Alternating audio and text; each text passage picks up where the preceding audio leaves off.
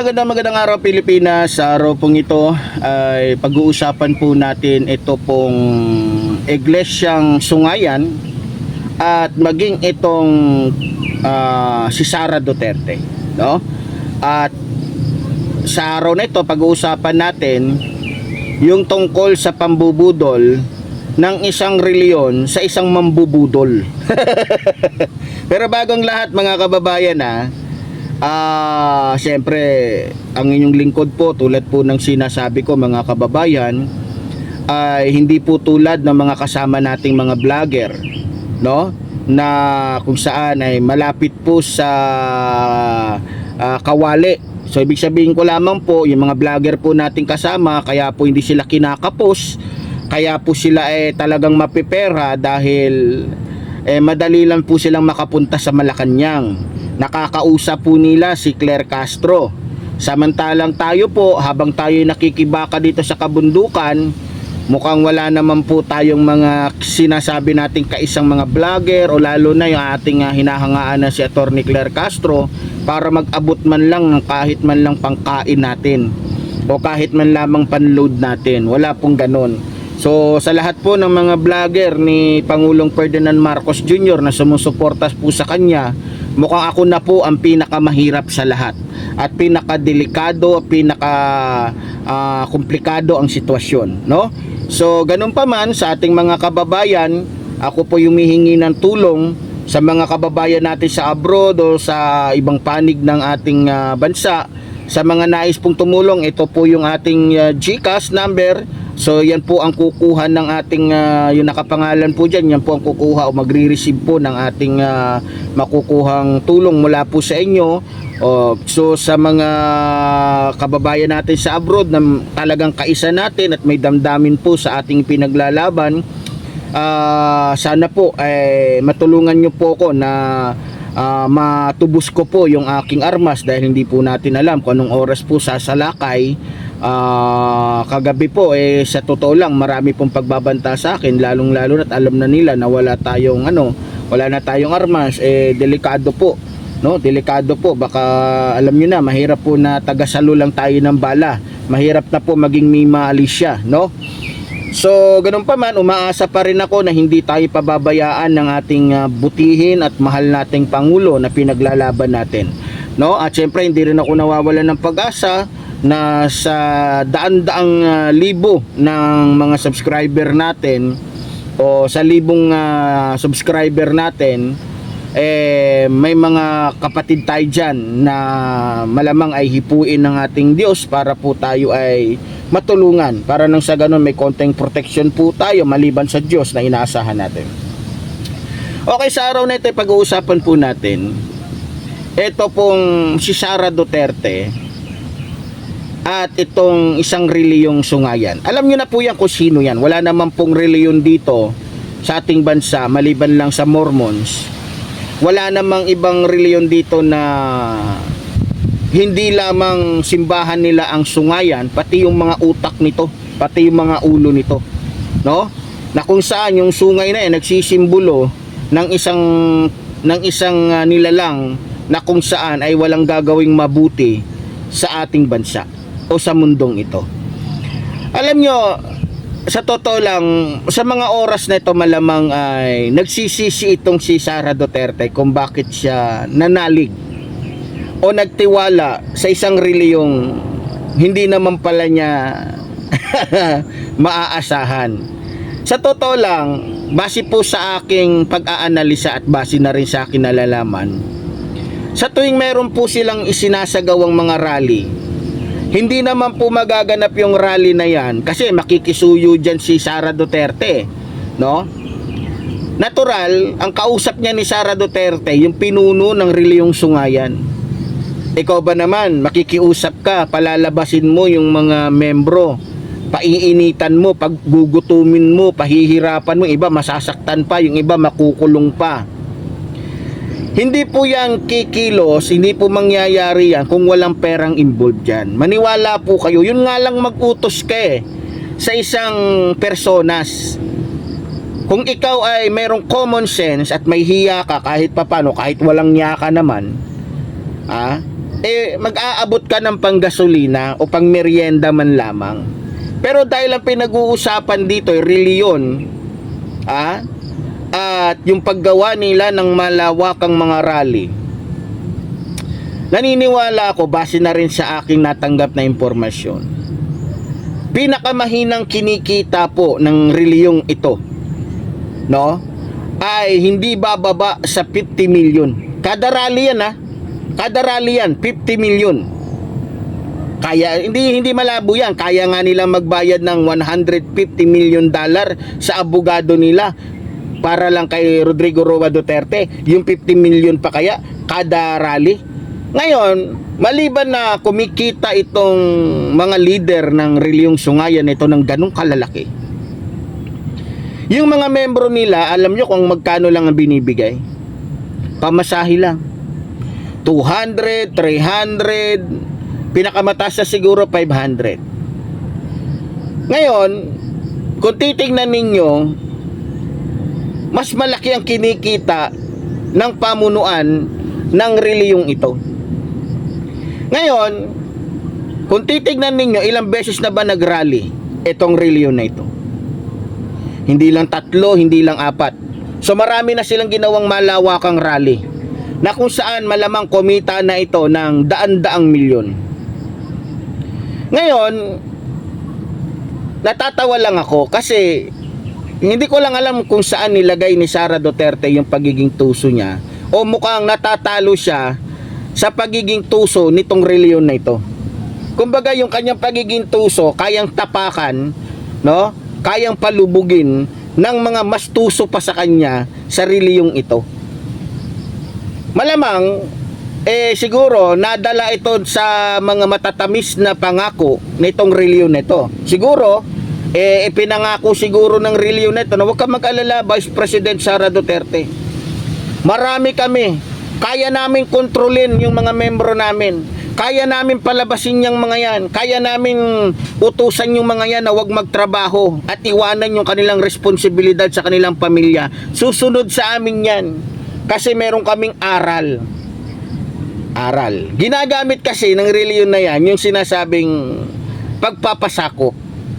Pero kung titignan po ninyo yung video po ni Gladys Reyes, kung di ako nagkakamali, isang sikat na artista na kasabayan po nito ni Judy Ann Santos, panoorin nyo yung statement niya. Mismong yung artistang ito, nakita niya yung kabulukan, katarantaduhan, kawalangyaan ng reliyon na ito. Alam nyo, sa totoo lang, hindi na rin ako magtataka kasi nung ako po ay tumira sa isang probinsya, may nakilala akong isang ministro. Hindi ko lang maalala kung anong taon, pero dyan sa Olonga po yun, at hindi ako nagkakamali, yung ministrong ito ay nagngangalang Eli. Hindi si Brother Eli, ang pangalan niya Eli din. Diyan yan sa Olonga po, ministro ng Olonga po yan. Nakalimutan ko lang yung apelyido niya. Habang inaano niya ako, iniinganyo niya ako na pumasok sa reliyon nila, may binabanggit siya sa akin, mabibigat na tao, yung kayang gawin ng isang reliyon, protektado ka ng reliyon na ito, walang gagalaw sa'yo pag nalaman nilang ganyan ka, kasi nagkakaisa yan, pumupunta yan doon, ganito. Parang gusto niya sabihin na protektado ka, parang gangster yung dating. Na siguro ganun din na iningganyo nila itong si Vice President Sara Duterte, na parang sinabihan nila itong si Vice President Sara Duterte na, sige, kami bahala, gagawa kami ng malawakang rally, mananawagan kami, magsasalita kami, basta alam mo na. Alam nyo, sa totoo lang, itong reliyong ito ay talagang ang kanila pong mission, magtayo ng napakaraming simbahan sa buong Pilipinas, maging sa buong mundo. Magagarang simbahan na aakit sa mga mahihina ang kaalaman patungkol sa Biblia. Kasi ang nakikita kasi ng reliyong ito, ng kultong reliyon na ito, na ang tao sa panahon ngayon mas naaakit sa nakikita nila kaysa sa naririnig nila patungkol sa salita ng Diyos. Pagmasdan ninyo, marami sa mga Pilipino mas madaling maakit kung ang ipang gagamitin mong pang-aakit sa kanya ay yung material at hindi yung tunay na aral ng Diyos. Tama? Tingnan nyo yung mga membro nila. Walang mga alam sa Biblia yan, pero pag nagsalita, akala mo may alam. Pag nilabasan mo ng Biblia yan, dahil walang alam yung mga yan, dahil ang nakita nila, nalaman nila, pagka gano'n na alanganin sila, papatay sila. Mambubugbog sila. Marami tayong patunay niyan. Sa MCGI lang marami silang video niya na panood ko. Na kapag natatalo yung kanilang mga ministro, yung kanilang mga sa debate, mangunguyog yung mga yan. Kasi mga demonyo nga mga ugaling satanas, mga ugaling walang ya. Tapos pag sinabihan mo, hindi nila matanggap. Pero kitang-kita naman. Mga gunggong nga Ayaw nilang sinasabihan silang mga kriminal, pero mamamatay tao naman. Ayaw nilang sinasabihan sila na mga mambubudol, pero yun naman ang ginagawa talaga nila. Kaya nga marami na mga membro ang nagsialis, mga ministro nagtestimonya dahil laganap ang korupsyon sa reliyon na yan. Ngayon, mabalik tayo. Nabanggit ko kanina na ang habol nila ay magpagawa ng maraming simbahan. Bakit? Kasi pag maraming simbahan, marami silang mabubudol. Marami silang magiging membro na magagamit nila tuwing eleksyon o magagamit nila para budulin yung mga politikong maniniwala sa kanila, kagaya ni Vice President Sara Duterte. Malamang iningganyo ito ng reliyong kulto na sungayan na sige, kami bahala, magsasalita kami. Biro nyo, sa usapin ng korupsyon, ang galing magsalita nitong mga leader ng reliyong kulto na to, nitong mga sungayan. Pero yung sarili nilang gulo, sarili nilang problema sa reliyon nila patungkol sa korupsyon o matinding korupsyon ay hindi nila naaayos. Tapos nakikialam sila ngayon para lamang para magkapera. So estilo nila yon, paraan nila yon, strategy nila yon para magkapera sila. Kasi booking na sila May nagbabantay May sumisilip sa kanila katulad na lamang ng mga kaisa ni Ka Angel Manalo. Kaya nga kinulong nila si Ka Angel Manalo dahil yun ang tinik sa lalamunan ng mga opisyal ng reliyong kultong ito na nagsasalita patungkol sa kanilang mga katiwalian. Tapos pag nagsalita patungkol sa katiwalian, akala mo kung sinong malilinis, pero mas maitim pa sa agta ng pusit yung kanilang pagkatao. Lalong-lalo na yung madalas natin napapanood dyan na nagsasalita, akala mo kung sinong malinis. Kung makikita mo, laging nakaputi, pati buhok puti. Pero tignan mo yung kaluluwa niyan, mas maaaninag mo pa yung anino. Mas maaaninag mo pa anino. Yung mga madalas na mapanood natin sa TV, akala mo mangaral kung sino. Yung buhay ng mga yan, mas jablo pa yan kay Lucifer. Sa totoo lang. Ngayon, balik tayo. Natatawa ako kasi kilalang kilala naman po natin si Vice President Sara Duterte na likas na talagang bihasa mambudol. Pero pagdating sa reliyong ito, siya ang nabubudol. Siguro pinaniwala siya na sige, kaya namin yan, kaming bahala, kaya namin pababain si Marcos. Basta magbigay ka lang ng ganito, kami nang bahala sa mga tao namin, bigyan mo lang ng pangmerienda, etc. Maraming request yan, siyempre. Diba? Sabi ko nga hindi mangyayari yan kung hindi involved ang pera dyan. Sino ba naman papayag, papupunta yung paiinitan mo yung mga membro mo. Natural, kahit papaano naman, may konting awa naman yung mga bulaang propeta na nandiyan dyan sa reliyon na yan. Ngayon, sa mga panahon na ito, siguro nare-realize na rin ni Vice President Sara Duterte na teka, mukhang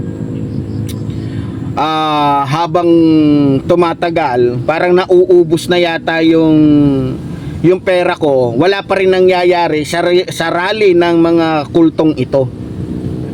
Ang tanong, anong nangyayari? Simple lang. Yung nangyayari ngayon, yung nagaganap ngayon, yan po ay karma.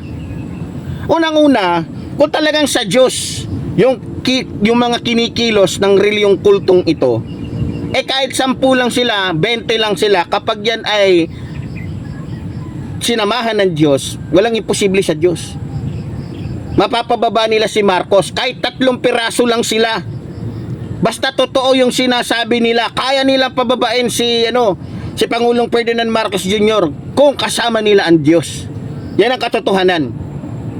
Pero dahil hindi naman kasama ng kultong reliyon na to ang tunay na Diyos, dahil ang Diyos nila tao lang na nandoon sa kanilang palasyo, na kung saan mataas ang tingin sa sarili dahil nakikipag-courtesy yung yung mga politikong magnanakaw na katulad nila sa kanila, no?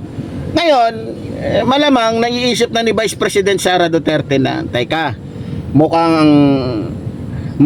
yung reliyon na lamang na ito ang nakikinabang sa mga nanakaw namin. Malamang yan ang nasa isip na ngayon ng mga Duterte. Di ko lang alam kung ano yung magiging nito, kasi mukhang lahat ng mga ginawa ng reliyong Sungayan na ito puro palpak. Meron silang tinawag na ngayon may the big one silang sinasabi, di ba? Kung di ako nagkamali, initong bago yung SONA. Hindi, tama ba? Bago yung SONA. Tama. Yung sinabi nilang the big one, tapos yung People's Power 3. Hindi ba ako nagkakamali? Correct me if I'm wrong, So ngayon, mga minamahal ko mga kababayan, wala nangyari. Meron pa nga isang membro ng kultong ito na nagbanta. Hindi daw sila aalis hanggat hindi bumababa si Pangulong Ferdinand Marcos Jr. Abay, mag-isang buwan na, boy. Balita ko, kagawad yun ng konsehal ng Quezon City. Yun yung muntik ng masapak ni kapatid na Ben Tulfo, na kung saan balita ko nung muntik na itong masapak, inaihi ito sa salawal. Hindi lang pinakita kasi masyado ng kawawa pag pinakita pa. Talagang ito, parang pagkatapos ng diskusyon nila ni Ben Tulfo, parang tinrangkaso yata to ng 1 linggo, no? Dahil mukhang nasyak siya dahil akala niya, dahil may mga armas siya doon sa pero tataka ako hindi naman dapat authorized to na magdala ng armas, pero bakit ganun yung mga membro ng iglesia ng kulto, di ba? Na may mga ganun. Ano ba yan? Hindi naman yan ang tinuturo ni Kristo, di ba? Pero sa bagay, hindi na ako magtataka kung yung mismong kapilya nga nila nung ni-raid ng mga pulis, nakuha na ng napakaraming armas yung membro pa kaya, di ba? So siguro yan na talaga yung lifestyle nila, yan na talaga yung nila. So babalik tayo kay Vice President Sara Duterte.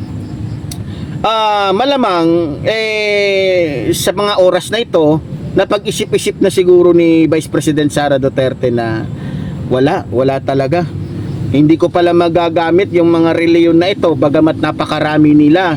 Bagamat biro mo pati mga dumadaan na para lang sabihin na malakas sila, sasabihan pa, gusto mo bang mamatay? Alala ninyo? Sa katarantaduhan ng mga Sungayan na ito, pati yung cellphone ng isang pulis ninakaw pa mismo live. Yan ang mga tunay na iglesia ng kulto, hindi ni Kristo.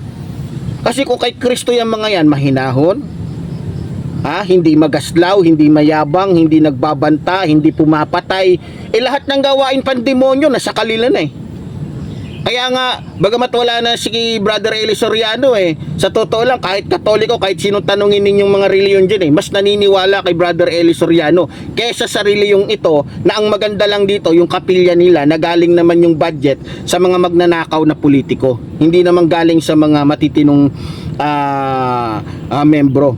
Kung saan yung mga membrong ito nagagamit nga lang, tulad ng sinasabi ko, ang pakinabangan lang naman itong mga membrong ito yung gumawa ng kaguluhan sa kalsada, na kung saan yung kanilang ginagawang rally ay nakakapatay pa nga ng mga inosente. Naalala ninyo? Itong mga nakarambuan lang, nagrally sila, isang buntis, namatay yung anak niya dahil sa kawalangyaan ng reliyong ito. Tapos pangisi-ngisi pa, patawa-tawa lang yung mga demonyong ito, na para bagang wala silang pinatay na sanggol. Diba? Tapos patawa-tawa pa itong mga ito, tuwang-tuwa sila. Anong sabi ni Kristo? Huwag kayong matuwa kapag mayroon kayong kalaban na ganito, ganyan. Huwag kayong matuwa. Pero nung namatay, nung nalaman nilang pinatay si Mima Alicia, number 1, na natuwa. Alam nyo na kung sino. Yung mga umaangkin na sila daw ay iglesia ni You know, alam nyo na. Pero iglesia pala ni, alam nyo na rin yon. So ngayon, mga minamahal ko mga kababayan, ewan ko lang kasi sa totoo lang, itong si Vice President Sara Duterte, noong mga panahon na gusto niyang kumawala, gusto niyang tumakas, gusto niyang baliktarin ang sitwasyon, gusto niyang baliktarin ang katotohanan. Marami siyang sa totoo lang, marami din siyang mga reliyon na ginamit. Maliban sa sungayang reliyon na ito, pati yung membro ni Kibuloy, number 1 din yan na sumuporta. At kasama, biro mo naghalo-halo na yung pareho kulto, nagsama-sama na. Puro kulto, talagang akala nila yung hinirang ng Diyos, yung hinirang ng Diyos na si Pangulong Ferdinand Marcos Jr. bilang Pangulo ng ating bansa, akala nila kapag pinagsama nila yung KOJC, yung reliyon ng isang sungayan, at yung iba pang mga, sa totoo lang, mayroon pang ibang mga born again na nakita ko at ibang mga religious leader, kasama pa yung mga Muslim leader. Sinama niya lahat, binigyan niya ng pera, sige ganito, manawagan kayo ganito, pababain, sabihin nyo bangag, sabihin nyo ganito. Ang problema, ito yung sinasabi natin, ito real talk to biblical to. Mananiniwala na ako na yung buhay ni Pangulong Ferdinand Marcos Jr. ay parang si Haring David. Yung buhay niya ay parang si Haring David.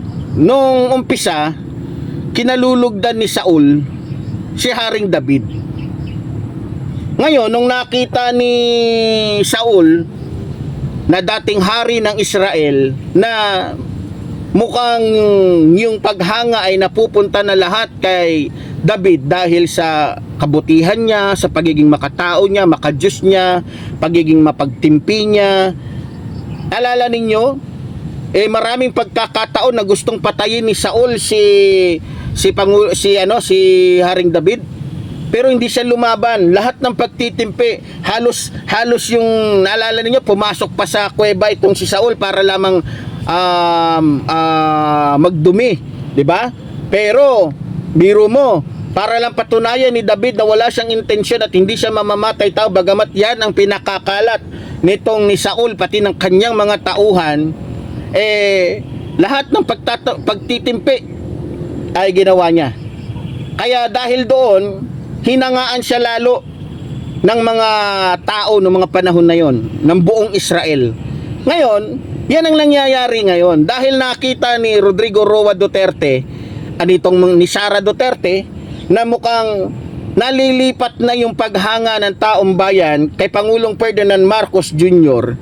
Abay, sila yung nag-endorso, sila yung nagtulak na maging pangulo ito, pero sila din ang sumisira. Sila din ang pumapat, gustong pumatay. Naalala ninyo, nung hindi pa tumatakbo si Pangulong Ferdinand Marcos Jr., ano ang sinabi ni Rodrigo Roa Duterte? Ang pinakamagaling na naging pangulo daw sa bansang ito ay Marcos. Naalala ninyo? Ito, pakinggan ninyo. Pinaka-the best na presidente dumaan, Marcos. Maghanap uli kayo ng Marcos or someday, somehow, somewhere, that fellow will be elected in the generations to come. Yan, mismong galing po yan kay dating Pangulong Rodrigo Roa Duterte. At ano ang inganyo niya? Kung gusto nyong maahon ng bansang ito, maghanap kayo muli ng Marcos. Ngayon, bakit binawi ng mag-amang ito yung kanilang suporta kay PBBM?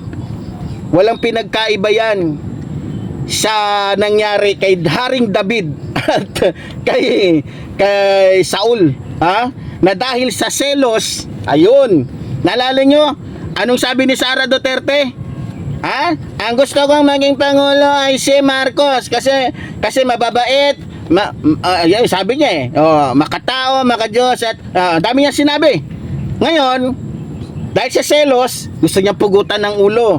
Dahil sa selos, sinasabihan niya na kung ano-ano kahit hindi naman totoo. Yan ang nangyari kay Haring David at kay Saul. No? Nung nakita ni Saul na dahil mas magaling sa kanya yung inendorso niya, yung isang tao, biro mo sa dami-dami ng mga matatapang sa Israel, yung sinasabi nilang mahina, weak na tao, yun ang nakapatay doon kay Goliath. Hindi matanggap kasi ni Sara Duterte, itong mga Duterte, na yung Marcos Jr. na pangulo natin ngayon, ang siya palang bubuwag at tutumba, at talagang sisira sa maling kalakaran ng mga sindikatong politiko na sanay na magnakaw sa pera ng taong bayan. Ngayon, dahil mismong sila ay sinungag ni Pangulong Ferdinand Marcos Jr., dahil tulad nga ng sinabi ni Pangulong Ferdinand Marcos Jr., hindi ako pangulo ng kahit sino dyan. Hindi ako pangulo ng asawa ko, ng pamilya ko. Ako'y pangulo ng mga Pilipino. Akala siguro ng mga Duterte, dahil kaalyado nila si Pangulong Ferdinand Marcos Jr., magiging bulag, pipibingi si Pangulong Ferdinand Marcos Jr. sa pagnanakaw nila sa pera ng taong bayan. Akala nila, kukonsintihin lang sila. Doon sila nagkamali. Doon sila nagkamali. Na yung inendorso nila, yun din pala ang puputol sa sungay nila. Yan ang katotohanan. Ngayon, dahil nga sa hindi nila matanggap, ayun, humanap ng mga kakampi, mga bulaang propeta, mga bulaang reliyon, mga peking mga yan ang nangyari ng mga panahon ni Saul. Sa totoo lang, noong mga panahon ni Saul, para masiguro na mapatay nila si David, hindi lamang mga sundalo niya ang sinama niya, pati yung mga ibang lahi na kung saan ipinagpaalam niya sa kanilang mga reliyon. Ganun na nangyari dito kay Pangulong Ferdinand Marcos Jr. Pero dahil nga sa sinasamahan ng Diyos si Haring David, kahit ilang beses nilang pinagtangkaan ang buhay ni Haring David, wala silang nagawa. Namatay na lang si Saul. Namatay na lang yung kaibigan ni Saul, ni Haring David, na si Jonathan. Pero walang David na natumba, walang David na naalis sa pwesto bilang hari ng Israel. At yan ang nangyayari ngayon sa buhay ng ating mahal na Pangulong Ferdinand Marcos Jr. Kaya kahit anong gawin mo, Sara, dahil si Pangulong Ferdinand Marcos Jr. ay nasa palad, hawak ng makapangyarihang Diyos sa lahat, walang magagawa yung mga sungayang reliyon na pinagmamalaki mo. Walang magagawa yung reliyon ng isang peking Kristo na si Kibuloy para palayasin si Pangulong Ferdinand Marcos Jr. Walang makakatibag sa pader na kung saan Diyos ang gumawa. Pero dyan sa mga inaasahan mong peking reliyon, kayang tibagin yan. Isang salita lang ng Diyos. Kaya kung ako sa iyo, Vice President Sara Duterte, magsisi ka sa kasalanan mo. Dahil nakikita mo naman, naliligo ka na sa karma. So yun lang mga minamahal ko mga kababayan. So muli po, tulad po ng sinasabi ng lingkod, mabuhay po ang ating inang bayan. Mabuhay po ang nagmamahal sa ating inang bayan. Maraming salamat po.